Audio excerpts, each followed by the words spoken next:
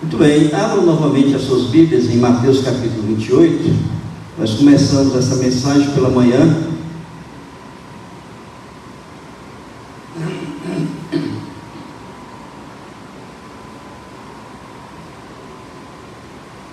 Nós vamos ler o versículo de número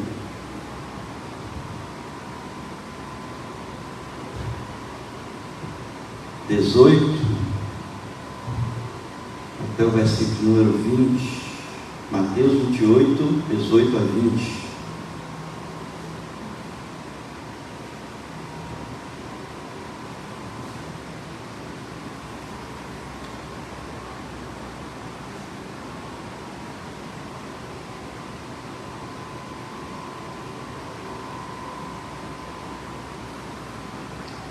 Diz assim a palavra do Senhor: os 11 discípulos partiram para a Galileia, para o monte que Jesus lhes havia designado. E quando viram Jesus, o adoraram, mas alguns duvidaram. Jesus, aproximando-se, falou-lhes, dizendo: toda a autoridade me foi dada no céu e na terra. Portanto, vão e façam discípulos de todas as nações, batizando-os em nome do Pai, do Filho e do Espírito Santo, ensinando-os a guardar todas as coisas que tenho ordenado a vocês. E eis que estou com vocês todos os dias até o fim dos tempos. Amém, queridos?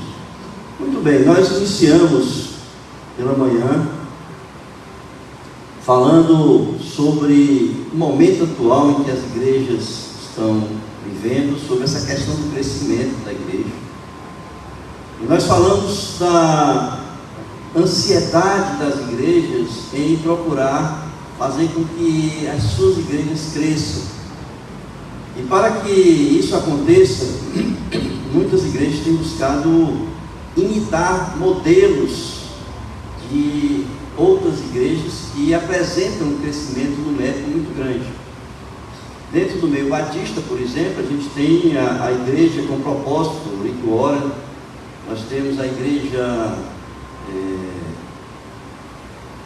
com ministérios, né?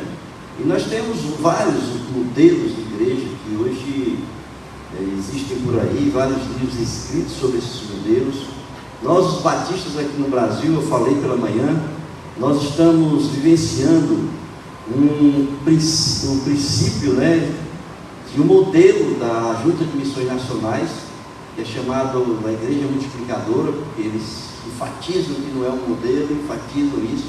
Eu acho que para eles se convencer que realmente não é, mas na verdade não deixa de ser um modelo, né? Ela segue uma sequência lógica de passos ali a ser seguidos. Mas a gente falou também que muitas igrejas, elas têm saído desse eixo das igrejas consideradas igrejas tradicionais. O culto na igreja tradicional é um culto que muitas outras igrejas têm rejeitado a forma como a liturgia se compõe. E têm buscado liturgias diferentes, liturgias que vêm fazer com que as pessoas se interessem em ir visitar e conhecer, ou seja, são modelos de igrejas que procuram mais atrair pessoas através de atitudes seculares, né, que vem colocando dentro da igreja para que isso aconteça. E na verdade, o que Jesus Cristo está dizendo aqui nesse texto é que a gente não deve atrair pessoas, a gente tem que fazer discípulos. É diferente você ter uma igreja cheia de pessoas e você ter uma igreja cheia, né, de discípulos de Jesus. Eu não estou aqui querendo defender a questão do número, né, de pessoas de uma igreja. Nós vamos ver isso aqui, porque quando Jesus diz que a gente deve multiplicar discípulos, ele está dizendo que o número é importante nessa questão do crescimento de uma igreja. Então, o que eu estou querendo trazer para os irmãos é que, na verdade, quando Jesus manda que a igreja se multiplique, ele, ao mesmo tempo que ele fala isso, ele também dá o próprio modelo, ele dá o próprio caminho para que a igreja possa crescer. Mas não precisamos imitar outras igrejas, ou modelos humanos que trazem para a igreja para atrair pessoas. Nós precisamos olhar para a palavra de Deus, e aquilo que Jesus está nos ensinando, aquilo que Ele está nos orientando, é isso que nós devemos fazer, e é isso que nós devemos seguir. Nós vimos pela manhã que esse texto ele traz 3 momentos que é importante para que a gente entenda esse texto. Saiu do slide, foi? E eu falei pela manhã que a primeira parte desse texto, que é chamada a Grande Comissão, é a parte onde Jesus se apresenta em todo o seu poder. Ele diz aqui que toda a autoridade lhe foi dada. Então Jesus já faltou poderoso hoje, viu? Olha aí, não chega perto de mim não, tá? Jesus, ele se apresenta aos seus discípulos ali, né, porque ele está no meio dos seus discípulos, e ele está dizendo aqui, toda a autoridade me foi dada. Então ele está se apresentando com todo o poder que ele recebe, depois da sua ressurreição. Ele esteve no seu ministério terreno, esvaziado da sua própria divindade, mesmo sendo Deus, ele esvaziou-se para ser homem igual a nós. E ele então, depois da ressurreição, ele retoma esse poder que ele tem da sua divindade como Deus, e ele diz que ele toda a autoridade lhe é dada, portanto todo o governo, todo o poder, todas as coisas, o universo inteiro está debaixo dos seus pés. E ele então, ele vai, na segunda parte desse texto, ele vai mostrar o papel da igreja, né, o que a igreja deve fazer, e é isso que nós vamos ver hoje à noite, porque pela manhã eu vi o ponto 1 e o ponto 3, que é a relação entre Jesus e a própria igreja, lá no final do versículo 20, quando ele diz, eis que estou com vocês todos os dias até o fim dos tempos. Então, é essa relação entre Jesus e a igreja. E nós queremos hoje, irmãos, começar, porque Jesus, ele apresenta aqui nesse texto alguns princípios, né, que nós precisamos conhecer. Princípios de como a igreja deve fazer, como é que a igreja deve ser, para que a missão realmente seja cumprida. Tá? Então, eu vejo que a terceira parte da nossa mensagem está no versículo número 19, que diz que ide, portanto, em algumas versões está escrito assim, ide, portanto, não sei quem tem essa versão, quem tem. Muito bem. Na minha versão, tá, diz assim, portanto, vão. Tá? Essa é a minha versão e é a versão que é mais próxima do original, né, que a gente deve entender assim, portanto, vão e façam discípulos de todas as nações, batizando-os em nome do Pai, do Filho e do Espírito Santo, ensinando-os a guardar todas as coisas que tenho ordenado a vocês, e eis que estou com vocês todos os dias até o fim do século. Então, ide, portanto. E eu quero começar falando exatamente dessa palavra portanto, porque a palavra portanto, ela vai ligar ao primeiro versículo, né, o versículo número 18, e vai ligar ao versículo número 20. Quando a gente fala portanto é uma conjunção, né, ela é como se fosse o resultado da sentença que vem antes, é uma conclusão da sentença que vem antes. E a gente pode dizer, falar, por exemplo, eu vou para a praia, portanto eu tenho que levar o protetor solar. Então, portanto, aí ela está concluindo algo que eu comecei antes de falar a palavra portanto. Ela introduz, portanto, assim uma oração coordenada. Pode ser, portanto, logo, por conseguinte, e assim você vai usar a palavra que você achar melhor, mas é uma conjunção. Então nós devemos entender que todo esse texto é um texto só. Nós não podemos falar que a missão da igreja, ela é apenas o versículo 19, porque o versículo 18 é importante para que a gente entenda toda a missão da igreja.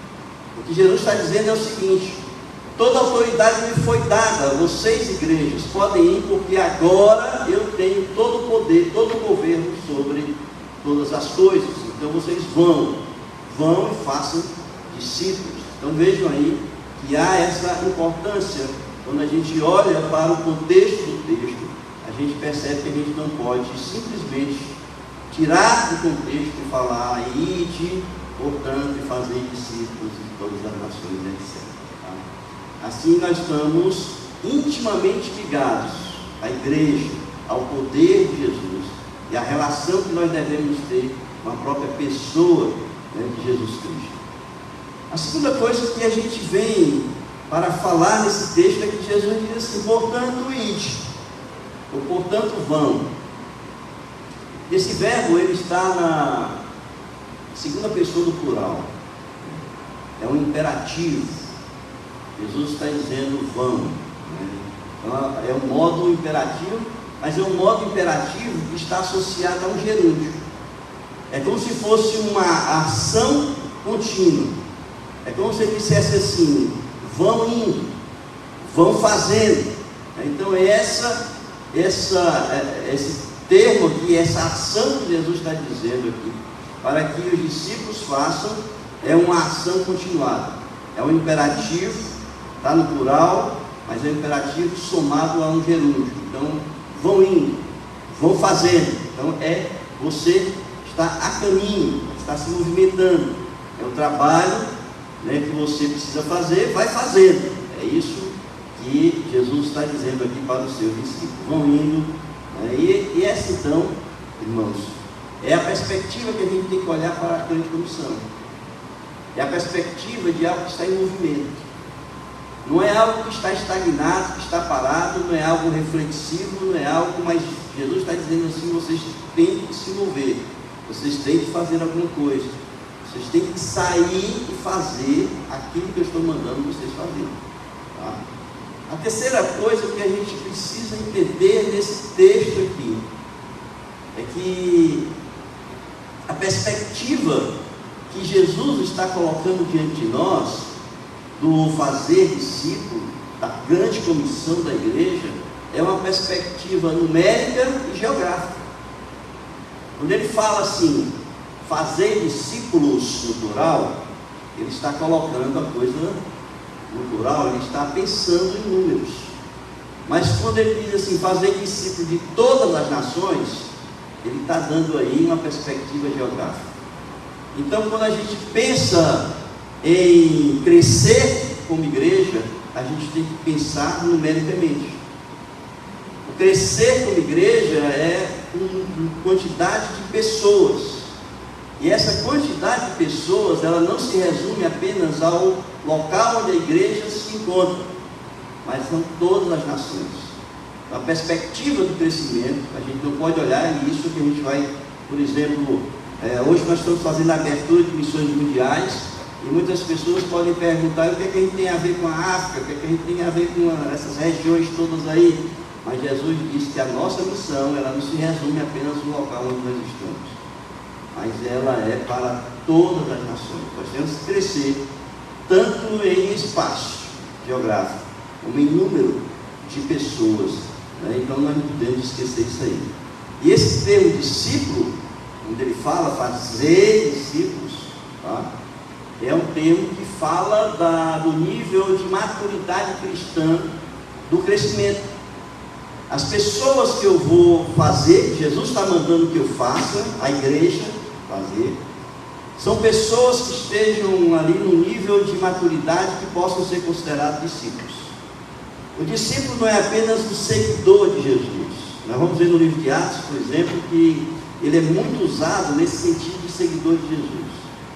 Mas na grande comissão, quando Jesus fala, aqui ele está falando para discípulos que estiveram com ele 3 anos, andando com ele de manhã, de tarde, de noite. Portanto, eram discípulos que estavam prontos para se reproduzir.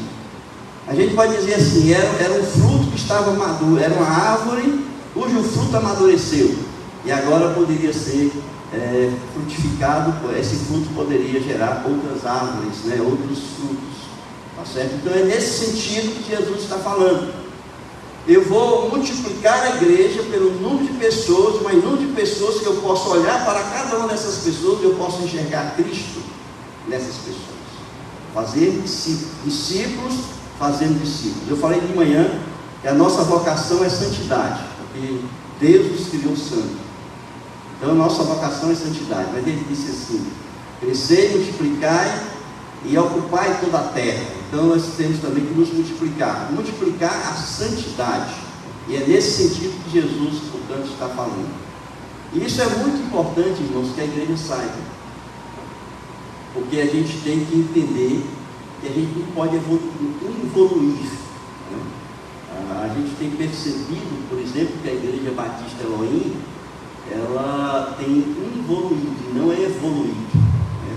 Muitas pessoas têm saído da igreja.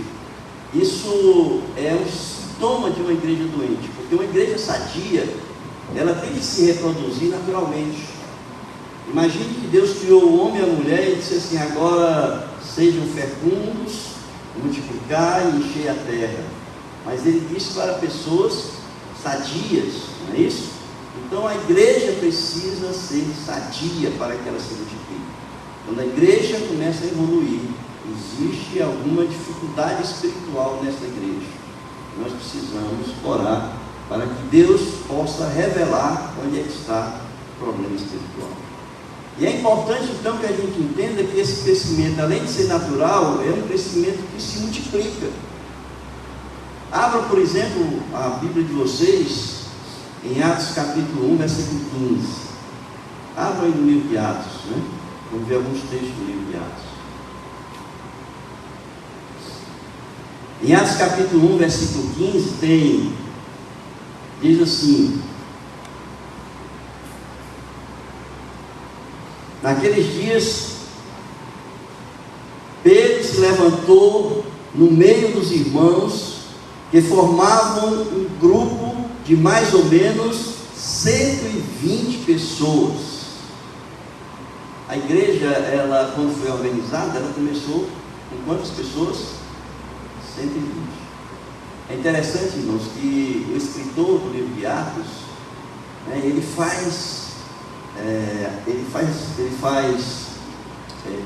mostra, né, ele mostra sempre essa questão da importância dos números.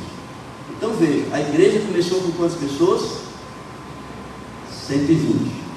Tá? Agora vamos para Atos capítulo 2, versículo 41.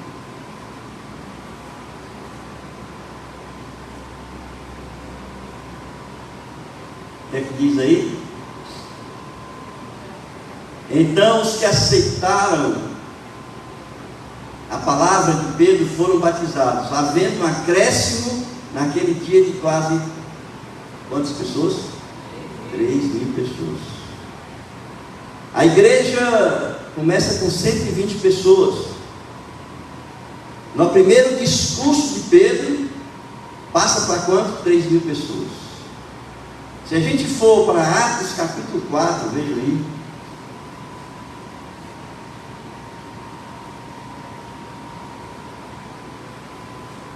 Versículos 4, depois versículo número 32, nós vamos ver o seguinte: porém, muitos dos que ouviram a palavra creram, subindo o número desses homens a quase quanto, irmãos? 5.000 homens. Aqui não está contando as mulheres. 5.000 homens. Eu acho interessante como Lucas é enfático, como ele enfatiza essa questão do número. E ele faz isso porque a igreja tem que dar importância e valor ao número de pessoas. Irmãos, a gente tem ouvido falar muito nessa questão da qualidade. Importa a qualidade, não é a quantidade. Eu me acho que importa a qualidade, mas importa a quantidade também. Igreja, ela cresce com o número de pessoas. Então, uma igreja que estava com 120 mil, passou para 3.000, depois 5.000. Se a gente for olhar o versículo de número 32 do capítulo 4,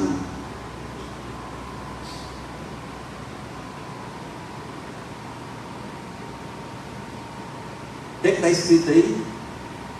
da multidão dos que creram, era um o coração e a alma.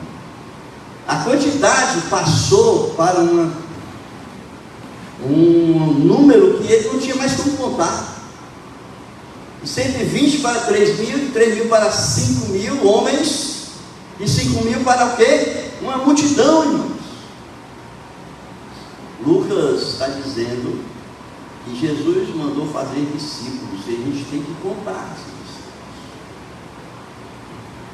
Nós temos que contar esses discípulos. E assim, se a gente for olhar em Atos capítulo 6, versículo 7, em Atos capítulo 17, Lucas está sempre enfatizando essa questão dos números, e a gente não pode simplesmente virar as costas para isso. Quantos membros tem a Elohim hoje? 60 e poucos membros. Está certo isso? Quantos anos tem a Elohim? 19 anos. Essa igreja aqui, ela começou, a história do livro de Atos é a organização, a história da igreja nos 30 primeiros anos da sua organização. Nos primeiros anos ela já tinha uma multidão de pessoas. Tem um momento aqui que Lucas vai dizer assim, uma numerosa multidão. Ou seja, não era apenas uma multidão, mas era uma quantidade tão grande de multidões. Era uma numerosa multidão, pelo menos que eu entendo assim, não sei se estou certo, que a coisa estava crescendo de uma forma que se multiplicou exponencialmente. Tem alguma coisa errada com a gente, porque o crescimento de uma igreja é um crescimento natural. A igreja, ela cresce naturalmente. Se você prega a palavra, se você ensina a palavra de Deus, o crescimento é algo que acontece naturalmente, porque quem faz a obra é o Senhor, e nós somos apenas instrumentos do Senhor. O apóstolo Paulo, ele vai dizer, uns plantam, outros regam, mas quem dá o crescimento, quem é? É o Senhor, é Ele quem dá o crescimento. Então nós precisamos olhar um pouco e pensar, o que a igreja está fazendo nesse sentido? A igreja, ela não pode se conformar simplesmente com esse estado, vamos dizer assim, letárgico que a gente se encontra, e esse estado de involução que a gente se encontra.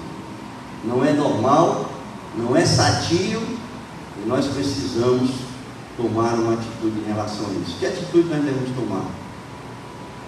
É aquilo que Jesus está dizendo aqui em Mateus capítulo número 28, ele diz, o id ou vão, indica movimento, como eu falei.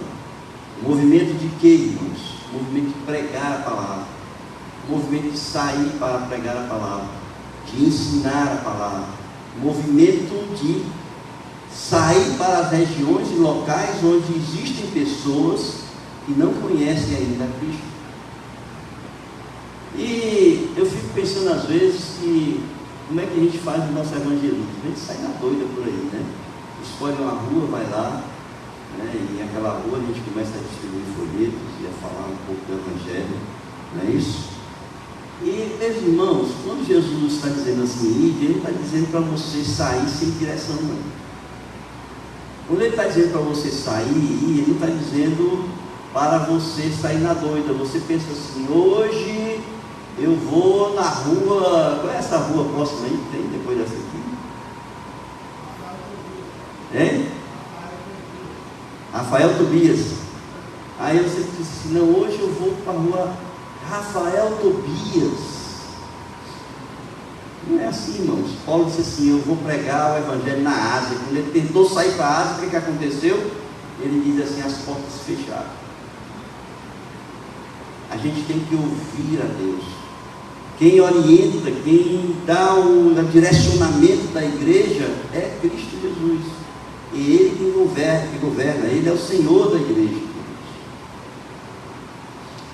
O id também, ele, embora esteja aqui no plural, quer dizer, o vão, né? Portanto, o vão esteja no plural, ele está dirigindo essa palavra para um corpo. Os discípulos é a igreja. A igreja é um corpo, e o corpo exige o quê? Unidade, né? Como é que a igreja cresceu no princípio? Se você for lá para o livro de Atos, no capítulo 2, vocês vão ver no capítulo 4 também, vai dizer um só corpo, uma só alma, não é isso? A gente vai entender que havia uma unidade naquele corpo. Então, quando ele está falando para, portanto, vão, ele está falando para 11 discípulos. Mas ao mesmo tempo que ele está falando no plural, ele está se referindo a um corpo que é uma coisa só, que é o corpo de Cristo, que é a igreja de Cristo. E essa igreja, ela tem uma unidade porque o cabeça dessa igreja é Cristo. Embora nessa igreja, ou nas igrejas que são organizadas, existe um líder espiritual que é levantado por Deus para liderar aquela igreja. Os pastores das igrejas são aquelas pessoas que são levantadas para liderar a igreja, são levantadas pelo Senhor, e a ele é dada a visão da igreja. Quem dá a visão da igreja é o Senhor. Irmãos, eu fico pensando às vezes, qual foi a visão que Deus me deu para essa igreja? E Deus me deu a visão dessa igreja. Quando eu saí da Nova Vida, lá no Conjunto Palmeiras, eu voltei para a primeira igreja, estava lá e eu fui chamado pelo pastor Marcos para a gente iniciar o trabalho aqui. Aliás, para iniciar um trabalho. Eu não disse aonde. Ele perguntou para mim aonde eu estaria pensando em abrir um trabalho. E muitas vezes eu passava por esse bairro aqui, quando eu ia para a praia, e eu ficava rodando esse bairro, orando por esse bairro. Então Deus já tinha me dado a visão do local geográfico onde eu iria abrir a igreja, organizar uma igreja. Mas Deus não deu apenas a visão do local da igreja. Deus me deu a visão do número de pessoas que iria começar a igreja. Nós começamos a igreja na casa de uma irmã que se juntou a nós. Nós nos mudamos ali para Salvador Correia de Sá, vizinho à casa da irmã Marta. Depois nós fomos para Euclides Onofre de Souza, número 450. E ali, irmãos, a igreja começou a crescer, e a visão que Deus me deu naquele momento é que a gente tinha que ter um galpão para aumentar o número de pessoas. E o número de pessoas aumentou, a gente comprou isso aqui. Qual foi a visão que Deus me deu para esse local aqui? Que tamanho é essa igreja, irmãos? O tamanho dessa igreja foi dada por Deus. Essa igreja foi construída para caber 300 pessoas aqui nessa nave da igreja. Essa é a visão que Deus me deu inicialmente para o tamanho dessa igreja. 300 pessoas. E nós começamos, quando a gente começou a construir essa pessoa, a gente já tinha mais de 150 pessoas na nossa igreja. Agora, a gente se muda para um local onde Deus disse assim, vai para lá, construa um local para 300 pessoas. A gente constrói um local para 300 pessoas. E em vez de a igreja passar de 150 para 300, ela sai de 150 para 60.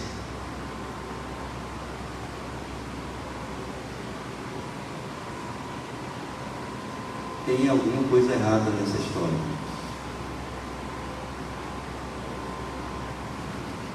Quando Deus chamou Abraão, Ele deu a visão a Abraão. Serás pai de uma grande nação. Essa foi a visão. Quando Ele chama, eita, eu estou derrubando as coisas aqui do YouTube. Quando Ele deu a visão para Moisés, Ele disse assim, você será o libertador do povo que está escravo no Egito, e vai levar para uma terra que manda o quê? Leite e mel. Essa foi a visão que foi dada para Moisés. Quando Ele chamou Paulo,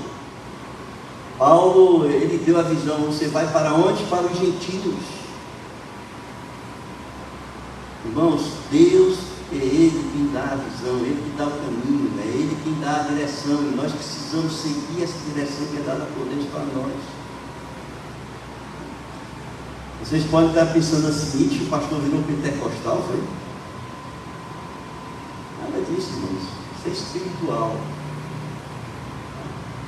Isso é espiritual. Certo? Significa dizer o seguinte: se a gente olhar para a igreja primitiva, a igreja que começou com 120 pessoas e ela chegou a numerosa multidão, significa dizer que o crescimento da igreja ela está diretamente relacionada à unidade da igreja, à união da igreja. Uma igreja, irmãos, desunida não cresce. Jesus disse assim: uma casa desunida se destrói por si mesma. O que faz uma igreja crescer é aquela igreja que ela está coesa na visão que Deus dá para aquela igreja. Quando há divergências com relação à visão, há problemas no crescimento da igreja, porque quebra a unidade da igreja.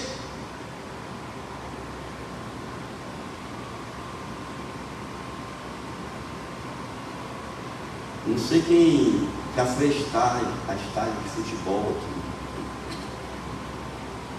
Eu já fui, né? Quando eu era mais jovem, quando eu era menino, no tempo de menina aqui no Ceará, faz muitos anos. Eu ia para o estádio para torcer pelo Ceará. Quem é Ceará aqui, irmãos? Eita, glória, aí ó.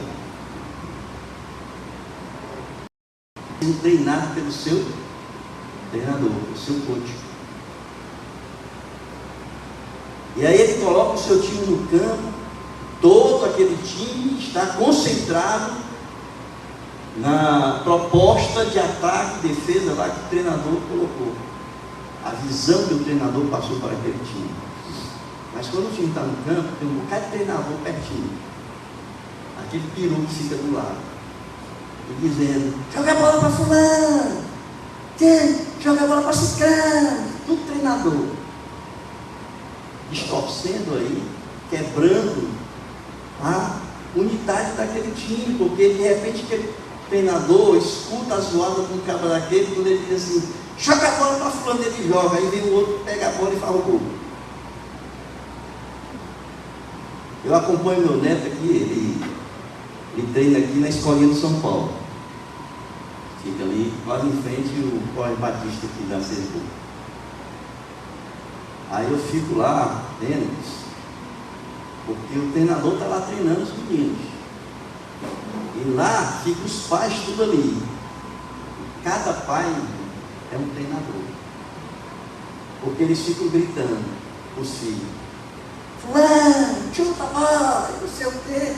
O treinador está lá, irmãos, para treinar os meninos. E o que vai acontecer?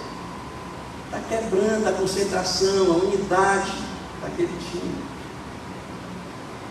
Eu fico pensando, irmãos, que a igreja que ela é unida, ela está coesa na visão que Deus dá para a igreja.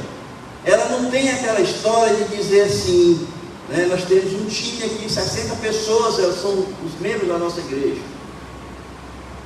E o pastor então está ali, levando a igreja para determinados ministérios, para determinados programas, para determinadas atividades. Aí tem um fulaninho ou outro com uma fulaninha que diz assim: se fosse eu tinha feito totalmente diferente.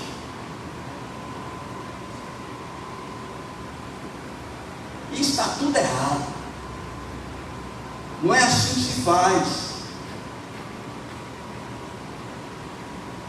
Já quebrou a unidade, irmãos.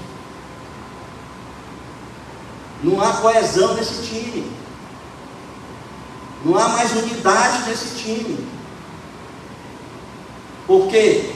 Porque a Bíblia diz que é coração e alma. Aquela igreja primitiva, ela estava coesa em coração e alma. A unidade, ela é importante para o crescimento. Nós estamos todos juntos no mesmo barco, ou não estamos? Jesus vai dizer que não é por mim, é contra mim. Hoje estamos juntos para caminhar dentro da visão, do propósito da igreja nos tempos.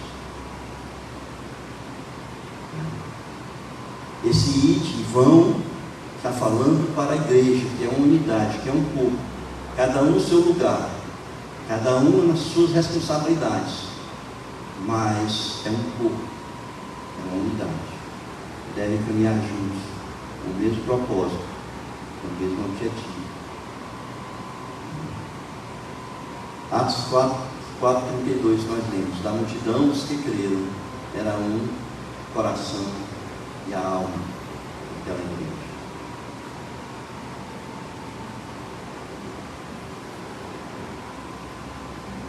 Algumas ações que precedem quando Jesus disse assim: portanto vão. Teve algumas atitudes que aquela igreja já vinha tomando para que eles pudessem caminhar e ali cumprir com a missão da igreja. A primeira é a oração.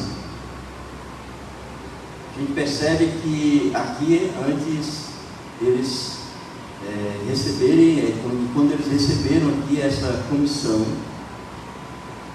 eles começaram a estar reunidos em oração. Lá em Atos capítulo 1, versículo 14, eles estavam reunidos antes do Espírito Santo descer sobre a igreja. Eles estavam ali reunidos em oração. Em Atos capítulo 2, versículo 1, estavam reunidos em oração. Em Atos capítulo 4, versículo 23, eles estavam reunidos em oração. Em todos os momentos que a gente vai perceber o crescimento da igreja, antecede aquele momento a igreja reunida em oração. A outra coisa é que em Atos capítulo 2, aquela igreja se enche do Espírito. Vocês vão ouvir muito essa questão do poder do Espírito, né? Para avançar, para cumprir a missão com o poder do Espírito. Não é pela nossa capacidade, nossa capacitação, inteligência, sabedoria, tudo que for. Não é porque cada um de vocês pode estar formado em alguma área secular e vocês vão ser aqueles caras, né, top para fazer a igreja crescer. A igreja só vai crescer, irmãos, se tiver a ação do Espírito Santo na igreja. E nós precisamos estar cheios do Espírito Santo. Pela pregação da palavra, em Atos capítulo 2, em Atos capítulo 4, a gente vai perceber ali também que antecede, todas as vezes que acontece, antecede a pregação da palavra. Pedro pregou, 3 mil se converteram. Capítulo 4, Pedro falando no cinema, depois oraram, o chão tremeu e houve conversão de 5 mil pessoas. Pregação da palavra. E sabe uma coisa que está faltando também para nós, que estava acontecendo ali na igreja, a igreja primitiva, intrepidez. Você sabe o que é intrepidez, irmãos? É coragem. Intrepidez é ousadia. Intrepidez é enfrentar os perigos. Intrepidez é enfrentar as barreiras e dificuldades. Intrepidez é fazer independente das circunstâncias. Eles estavam ali para obedecer a ordem de Jesus. Então a igreja, quando ela recebe a ordem, ide e vão, ela orava, ela pregava a palavra, ela estava cheia do Espírito, e ela era uma igreja intrépida, com muita coragem e com muita ousadia. Aonde eles iam, diz o texto de Atos, eles pregavam a palavra. Eles foram perseguidos em Jerusalém, Filipe foi pregar em Samaria. Aqueles outros que foram dispersos, saíram por todos os lugares, capítulo 11 de Atos. Eles foram por todos os lugares, pregando a palavra. Intrepidez está faltando para nós. Mas além dessa ação coletiva, nós temos uma ação individual. Porque nós somos um conjunto, nós somos uma unidade, mas nós somos pessoas que temos também a nossa responsabilidade no corpo. Então, algumas ações do membro em particular. Primeiro, ter uma mudança de mentalidade. Mudança de mentalidade, irmãos, é uma das coisas mais importantes para o crescimento da igreja. Porque você entende igreja um local onde você vai crescer espiritualmente. Você entende igreja um local onde você vai se alimentar espiritualmente. Você não entende a igreja como aquele local onde você vai sair para fazer discípulos. Eu olho para o apóstolo Paulo e eu olho no apóstolo Paulo os fariseus, os saduceus, os judeus de modo geral. Os judeus, eles não precisavam sair pregando, eles já se consideravam nação de Deus, já se consideravam povo de Deus, eles não precisavam sair pregando para convencer ninguém de que Deus existe. E Paulo era um judeu, e ele tinha essa mentalidade judia ou judaica. E Paulo, quando ele se converteu, a sua mentalidade mudou. Ele, em vez agora de querer ser zeloso das Escrituras, como ele disse, fariseu zeloso das Escrituras, ele se converteu e a sua mente agora se transformou para ser o quê? Aquele que iria pescar, ia ser um pescador de homens. Ele foi o apóstolo dos gentios. Nós precisamos mudar essa mentalidade enquanto igreja. Nós não podemos pensar em igreja como um local onde eu vou receber, onde eu vou crescer. E eu quero dizer para vocês uma coisa que eu ouvi o Hernandes falando uma vez. Ele disse assim: igreja que só recebe, ela morre. Mas morto é assim, ele disse. Igreja que só recebe, morre.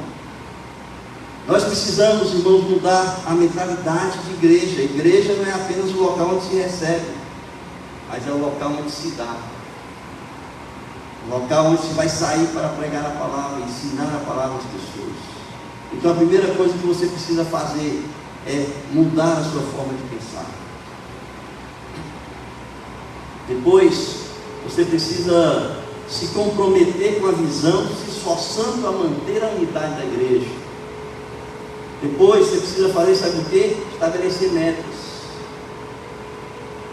Qual foi a meta que você estabeleceu para esse ano, do número de pessoas que você vai levar para Cristo? Quantas? Quantas você estabeleceu? Você sabia que a gente precisa ter metas diante de Deus? E nós precisamos, irmãos, ter essa clareza diante de Deus, para que Deus possa nos levar a alcançar aquilo que nós queremos.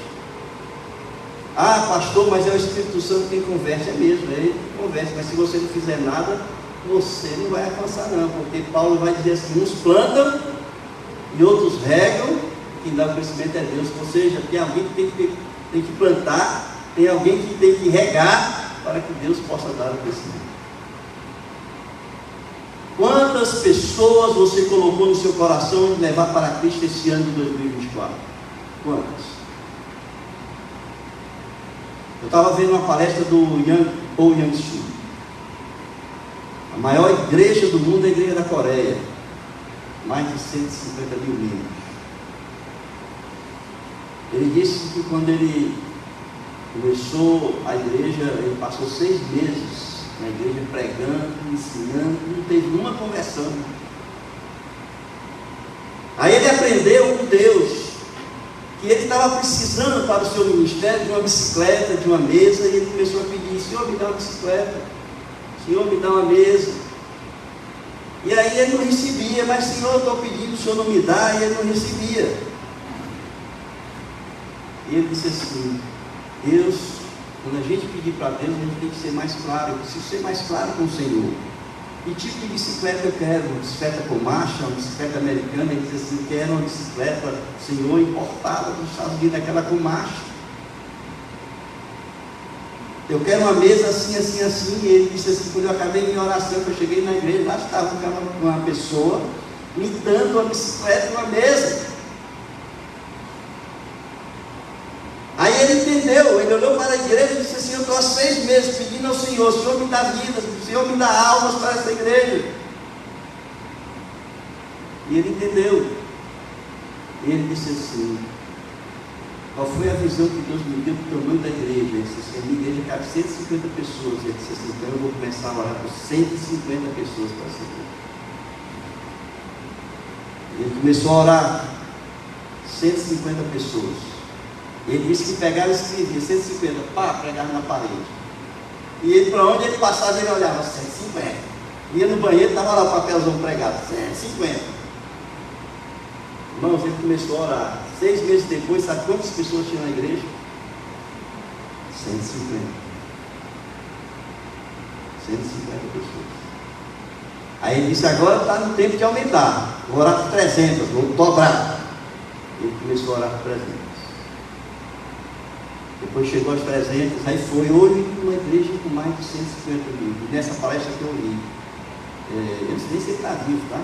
Estava orando por mais de 500 mil pessoas. Por mais de 500 mil pessoas era a oração dele. Nós precisamos, irmãos, ter meta. Uma meta clara diante de Deus. Porque a meta faz com que a gente trabalhe. A meta faz com que a gente se mova. A meta faz com que a gente tome uma atitude para alcançar. A gente sabe que é o Espírito Santo que converte, sabemos, mas nós temos que fazer a nossa parte. Eu quero levar para Jesus esse ano. Quantas pessoas? Põe uma meta no seu coração.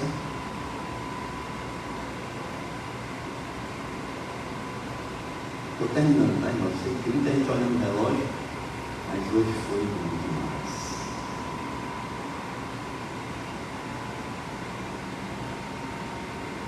Por fim, Jesus estava falando para um corpo aqui, mas estava falando com pessoas. Pessoas que tinham suas habilidades, que tinham seus dons. Pessoas que ocuparam, durante o período em que eles estavam acompanhando Jesus, cada uma função dentro do colégio apostólico, colegiado apostólico. Portanto, cada um tinha uma função. E o que nós precisamos entender é que nesse corpo nós precisamos manter a unidade, mas a unidade só se mantém se cada um fizer a sua parte dentro do corpo. Se cada um fizer a sua responsabilidade. Qual é o meu dom, qual é o meu talento, qual é a minha responsabilidade dentro da igreja, eu vou fazer.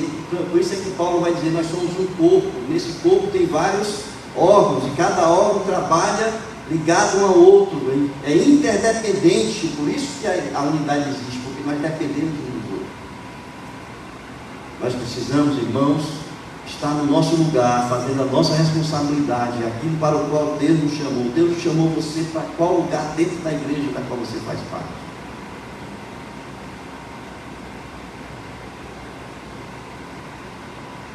E assim, queridos, nós entendemos essa proposta, essa missão, esse chamado de Jesus para a igreja. Eu quero dizer para vocês que depois que eu estava estudando esse texto aqui, eu vi a palestra lá do Correio do Chu, eu disse assim, agora eu vou começar a orar por 150 pessoas na minha igreja. Por quê? Porque a quantidade de pessoas que cabem nesses bancos aqui. Antes a gente tinha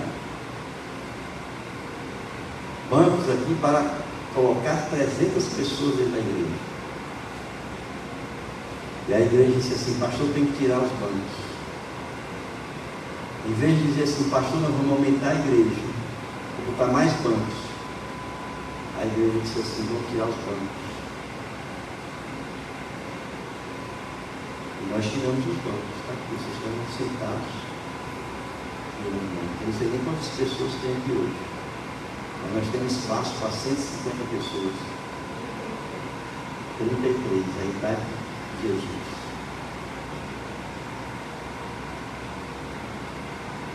Eu estou orando por 150 pessoas, quando a gente encher 150 pessoas, eu vou estar de volta àqueles bancos, eu vou orar por 300 pessoas.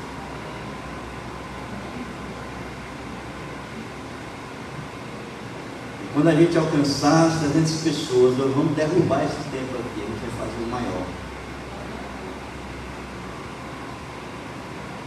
Eu vou começar a orar por mais pessoas, porque eu sei que Deus vai dar um número de pessoas. Essa visão inicial foi para 300. E nós viramos as costas para a visão que Deus nos deu. Amém? Baixem suas cabeças.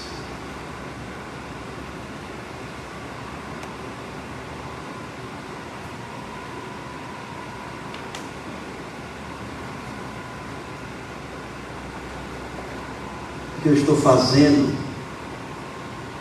para atender o chamado de Jesus?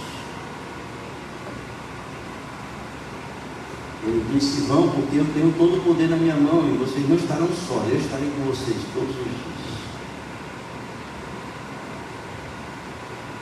não podemos virar as costas para o chamado, para a missão. Nós precisamos sair. Vão indo, caminhando. Não é caminhando e cantando, é caminhando e pregando.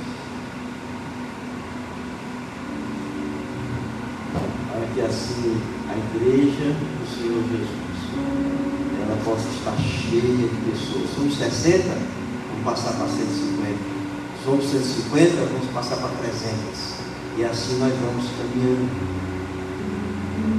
no poder do Senhor Jesus.